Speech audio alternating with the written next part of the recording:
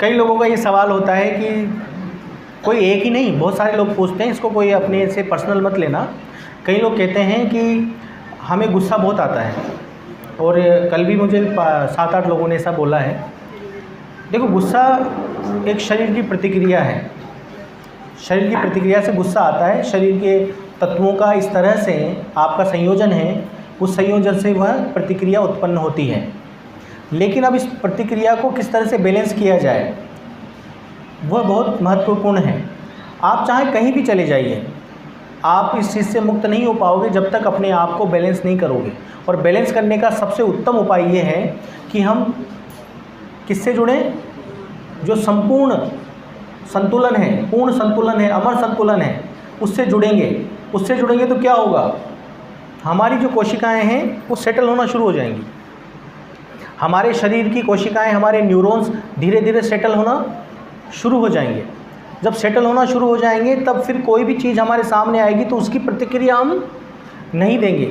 धीरे धीरे हम निर्विरोधिता को प्राप्त होते चले जाएंगे। जब तक हमारे अंदर विरोध की भावना है, विरोध की भावना क्यों प्रकट होती है किसी के अंदर?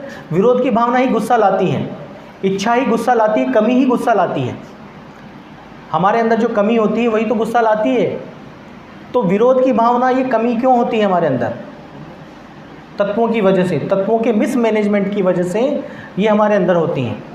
और जब तत्वों का सही मैनेजमेंट हो जाएगा, यथा जगह उसको पहुंचा दिया जाएगा, जो उसकी फ्री फ्लो स्टेट है, जैसे कि मिट्टी का उठा के आप हवा में फेंक दो तो गुस्सा दिखाएगी, इधर उधर फैलेगी, फिर धीरे धीरे आकर वो क्या ज़मीन पर क्या हो जाएगी? सेटल हो जाएगी। तो अब उसको यथास्थिति मिल गई अपनी। जब उसको अपनी यथास्थिति मिल गई तो वो क्या हो गई?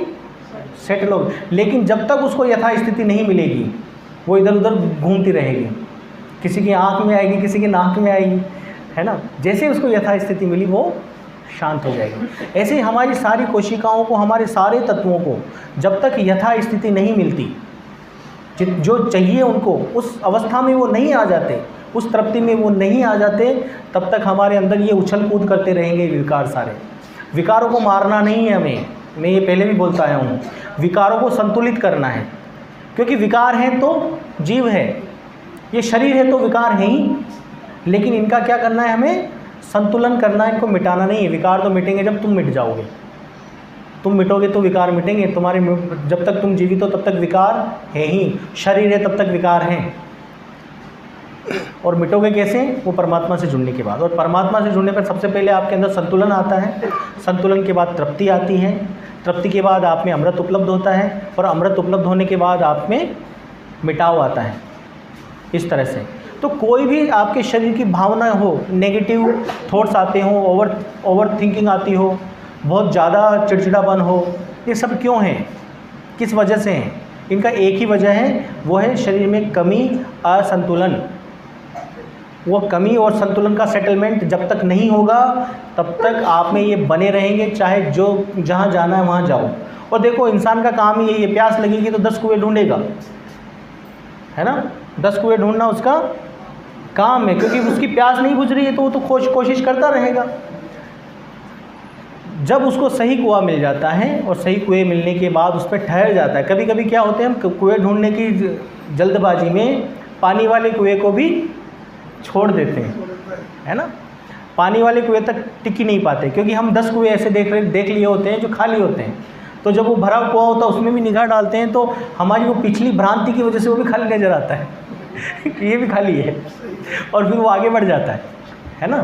तो पीछे का इतना भ्रम हमारे सामने खड़ा हुआ है कि हम अन्य कुओं की भांति भरे हुए कुएं को भी खाली समझकर आगे बढ़ जाते हैं। तो आपको क्या करना होता है?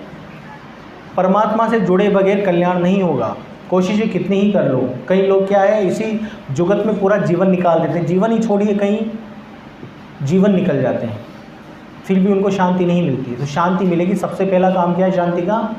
ठहरो। ठहरने मात्र से ही, मतलब न तो बाहर भटको ना अंदर भटको, ये दोनों काम कर लिए, उस मात्र से ही आपकी सेटलमेंट होना शुरू हो जाएगा।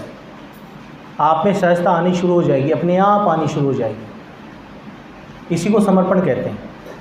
जब तक टिकोगे नहीं तब तक सेटलमेंट नहीं होगा, और जब तक सेटलमेंट नहीं होगा तब तक शांति नहीं आएगी। इंसान क्या है, खुद से रिजल्ट्स ढूंढने की कोशिश करता है, खुद से समाधान ढूंढने की कोशिश करता है। ये क्या कोशिश हम आज से कर रहे हैं? आपको लगता है आज से कर रहे हैं? बचपन से ही करते आ रहे हैं कोशिशें, और इसी जन्म में नहीं, अनंत जन्मों से कोशिशें करते आ रहे हैं समाधान ढूंढने की। सारी टिकड़ी में लगा लेते हैं हम सारे काम कर लेते हैं, लेकिन समाधान नहीं मिलता। जैसे कोई बीमार होता है तो क्या नहीं करता, वो बाबाओं के पास चला जाता है, सारे मंदिरों में ढोक लेता है, वो आयुर्वेद, होम्योपैथिक, एलोपैथिक सब ट्राई कर लेता है, फिर भी इलाज नहीं होता। और वो जब ठहर जाता है ना, तो अपने आप इलाज उसका उपलब्ध होना शुरू हो जाता है। तो इलाज उपलब्ध होगा परमात्मिक गुण से जुड़ने पर। परमात्मिक गुण से जैसे ही जुड़ोगे, इलाज करने वाला आपके घर पे आएगा, आपको जाने की ज़रूरत नहीं है। ये परमात्मा की महिमा है। परमात्मा का चमत्कार ये है कि इलाज करने वाला डॉक्टर खुद घर पे आएगा बिना फीस के, दवाई भी बिना उसके देके जाएगा। तो ये कृपा परमात्मा की है। तो पहले ठहरो, शांति में रहो, ढूंढना बंद करो। हमारे ढूंढने से कभी नहीं मिलता, और सही चीज़ तो कभी मिलती ही नहीं ढूंढने से। सही ढूंढना क्या है? सही ढूंढना ये है, सारे ढूंढने को बंद कर दो। जब सारा ढूंढना बंद हुआ तो वो ठोर पे ही मिलेगा, जहाँ है वहीं पर मिल जाएगा।